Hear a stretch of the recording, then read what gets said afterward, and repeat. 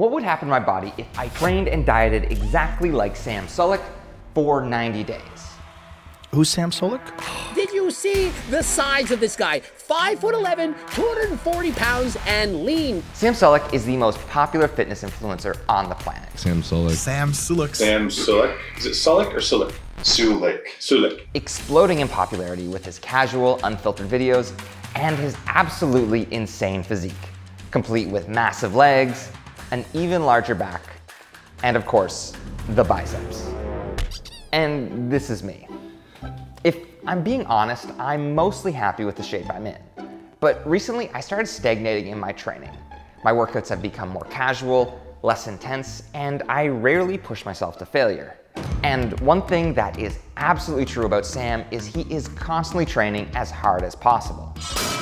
So for the next 90 days, I want to push myself to find out how much my body will change if I train and diet exactly like Sam Sulek. This might be the stupidest challenge you've ever done.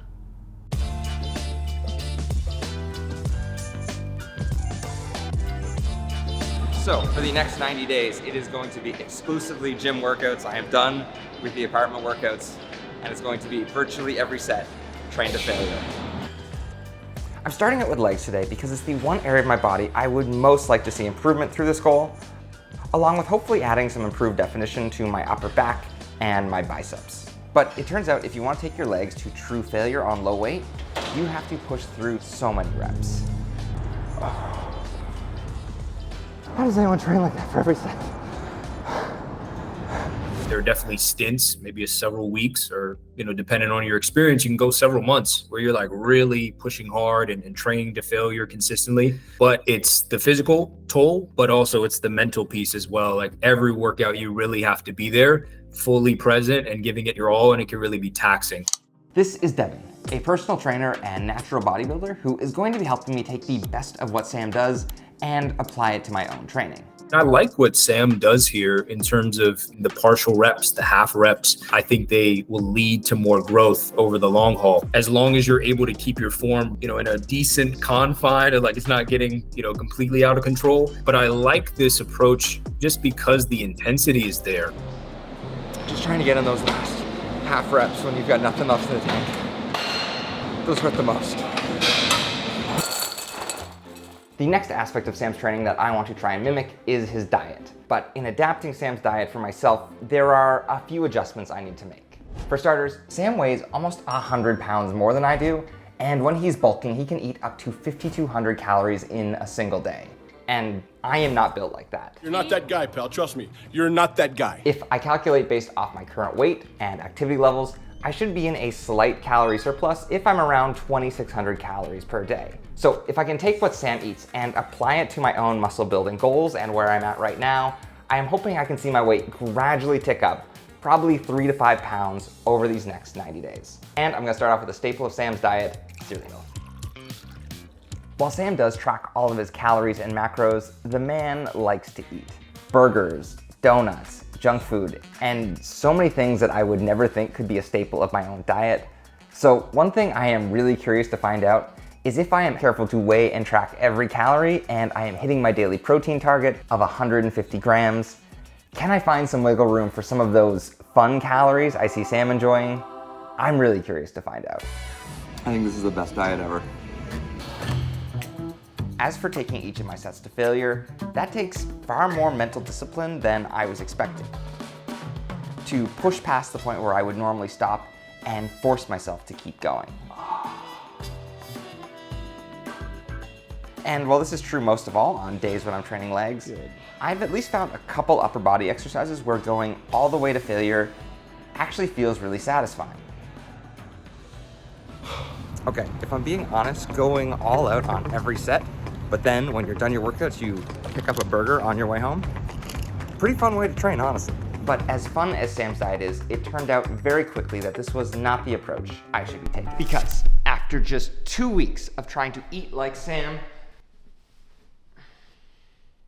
I've gained 3 pounds, which at this stage is not a lot, but if I keep this pace up through the rest of the challenge, I'm gonna end this thing obese.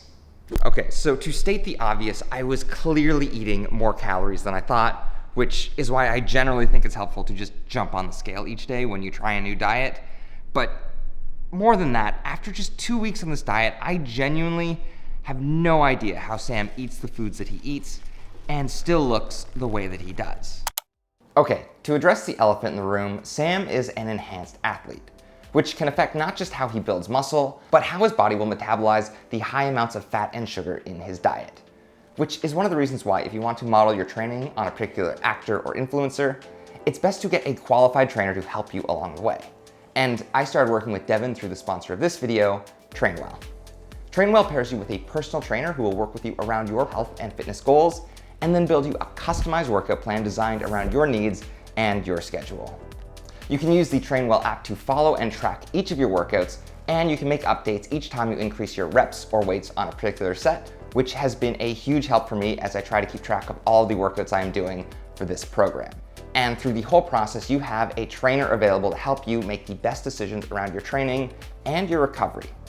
A training plan like this requires a little bit more focus on recovery, taking time to just chill out on the couch and really ease up on things from a mental standpoint. Those are the key pieces in terms of recovery. Personally, I've been working with TrainWell for the past 4 years, though you've probably heard me talking about them before as Copilot, which they recently changed their name from to avoid any confusion with the countless AI chatbots that have been popping up everywhere. To give TrainWell a try for yourself, use our link in the video description. The first 100 people to sign up with our TrainWell link will get a 14-day free trial and $25 off their first month. Find out why TrainWell was ranked the highest out of Forbes' best personal trainer apps in 2023. Just use the link in our video description when you sign up. And now, back to my training. After about a month of training like Sam, I can really feel myself start to adapt to this training and getting used to the intensity. Even though each time I reach these final reps, it is a mental battle as much as anything else. And that is a new PR on the shoulder press. I feel like I am just slowly getting into that mindset where each time it's just like, try one more set. If you do it, try one more set, try one more set, try going heavier. And I am just making so much progress right now. It feels like just every other day I am hitting a personal best with a new exercise, and I am genuinely enjoying the process. As for my diet, I still want to keep some of the fun calories that Sam gets to enjoy, but I want to see if I can make these meals higher protein and lower in calorie if I make them myself. So today, rather than having a cheeseburger for lunch, I'm gonna try making a ground beef sandwich using low-calorie bread, extra lean ground beef, and some sauteed yellow onions. And just by swapping in a handful of lower fat, less calorie dense foods, I was able to get back to gradually gaining weight and still enjoy the foods I was eating. Dude, that is so good.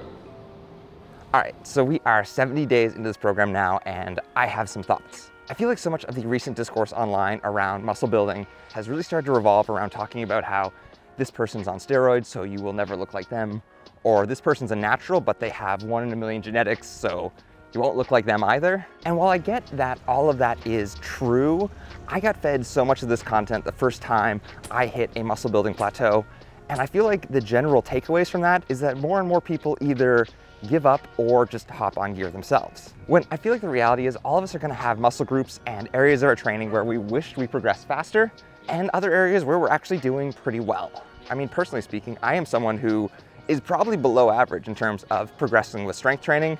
It takes me a long time to catch up to where a lot of people start at. But if we were doing cardio training for something like distance running, swimming, I will progress and respond to training significantly faster than a lot of people. So do I have good genetics because of that, or bad genetics because I'm weaker than average? All of this is to say basically that rather than getting obsessed with how your progress compares to someone else's, just asking yourself when you feel like you're hitting those plateaus, am I training as hard as I could be?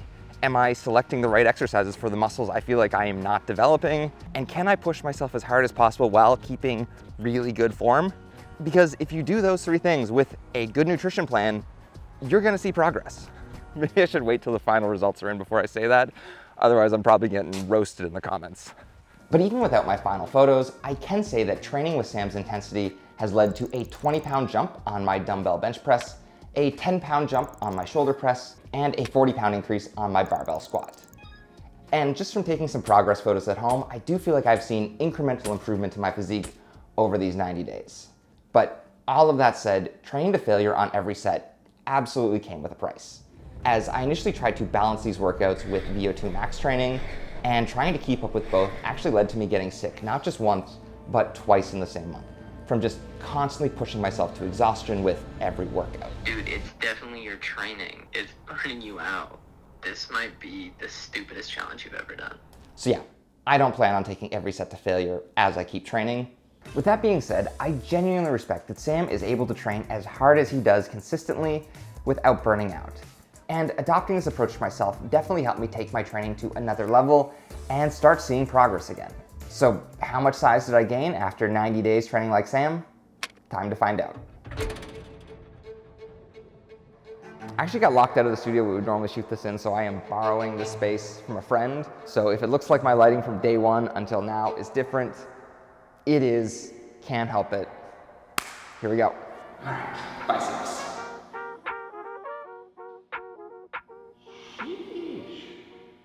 Do they look bigger? Looking pretty big.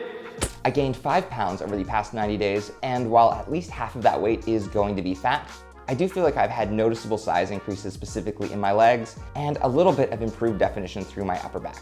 From here, my plan is to start a 60-day cut to find out just how much fat I can lose while maintaining the muscle gains I have hopefully seen over the course of this training. And if you want to get started with your own muscle building or fat loss goal, you can use our link in the description to match yourself with a Train Well coach. Again, the first 100 people to sign up will get a 14-day free trial and $25 off their first month. Thanks so much for watching.